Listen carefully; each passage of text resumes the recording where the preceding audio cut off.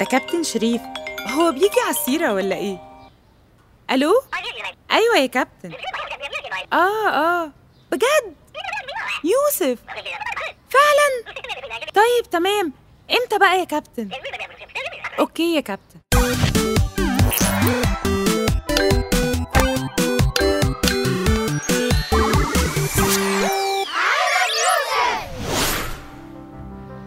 انت عارف يا مو صلاح، انا بحب الكورة قوي ونفسي اكون لاعب محترف زيك في يوم من الايام. ده انا بقيت بشجع ليفربول مخصوص عشان انت بتلعب فيه. يلا هسيبك بقى عشان ما تأخرش على التمرين.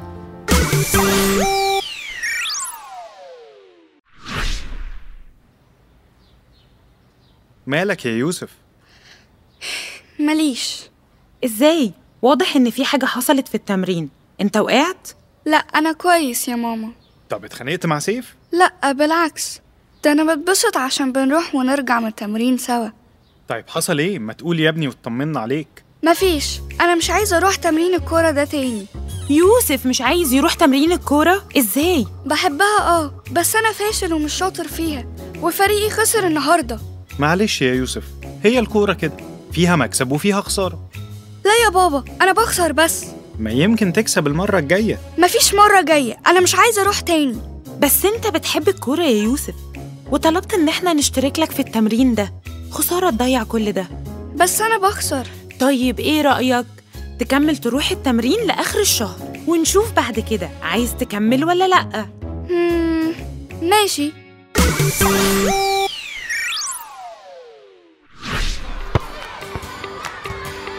يلا شوت. باصي يا شادي باصي. يلا شوت. جول. برافو يا نادر. عاش يا نادر. ايه يا ابني الحلاوة دي؟ يلا يا جماعة نكمل الماتش. يلا ده شكل نادر هيكسبنا يا يوسف. طب يلا باصي بس. شوت يا نادر. جول. وادي نادر جاب الجون التاني. كان نفسي انا اللي اجيب الجون التاني ده، بس واضح كده انه نادر اشطر مني، بيجيب الجوان اكتر. يلا يا جماعة نكمل الماتش قبل ما الفسحة تخلص. يوسف انت ليه مش بتسخن قبل التمرين؟ ماليش مزاج. مالك يا يوسف؟ كده بنخسر، هتمرن ليه؟ نخسر ازاي؟ ده حتى فريقنا هو اللي كسب في المدرسة النهاردة. قصدك نادر؟ ما هو نادر من فريقنا، وكلنا كنا بنلعب ونباصي، هو جايب الجون والفريق كله كسب. بقولك ايه يا سيف، انا ماليش نفس ولا العب ولا اتمرن. كابتن شريف يا كابتن.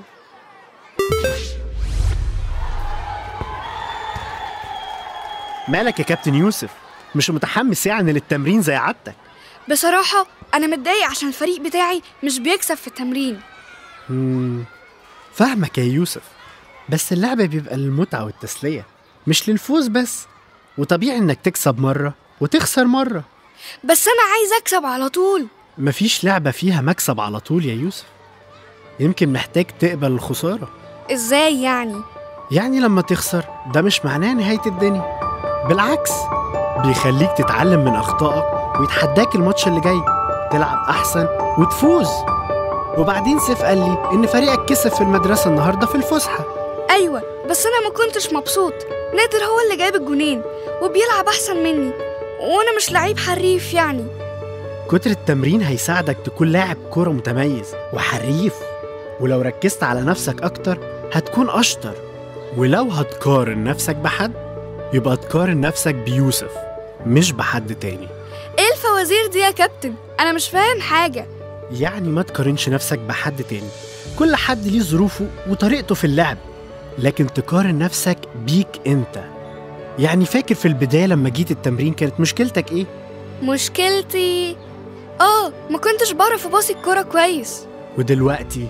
لا دلوقتي بقيت اشطر بكتير. شفت بقى، هو ده انك تقارن نفسك بنفسك، يعني كل فترة تشوف انت بقيت اشطر في ايه، ده هيشجعك تكمل.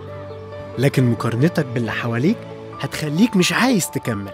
طب يلا بينا، انا جاهز للتمرين.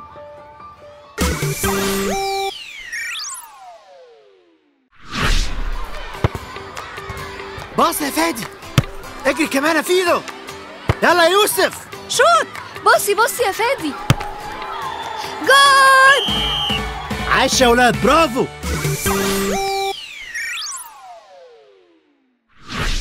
ماما عايز فلوس تمرين الكورة للشهر الجديد. حاضر يا يوسف، بس هو انت يوسف اللي الشهر اللي فات ما كانش عاوز يروح التمرين؟ أيوة يا ماما، بس لما كابتن شريف اتكلم معايا شجعني قوي وقال لي إن أنا لاعب جامد. ده كابتن شريف هو بيجي على السيرة ولا ايه؟ الو؟ ايوه يا كابتن. بجد يوسف فعلا؟ طيب تمام، امتى بقى يا كابتن؟ اوكي يا كابتن، باي باي. هو كابتن شريف كان عايز ايه؟ كان بيقولي على دوري المنطقة التعليمية تحت ال10 سنين. ياه، ده دوري كبير قوي وفي أندية كتير هتشترك. بس هو بيقولك ايه؟ معقولة هشترك معاهم؟ ايوه، كان بيقولي انك هتكون معاه في الفريق اللي هيدخل المسابقة. بجد يا ماما، ده خبر تحفة قوي.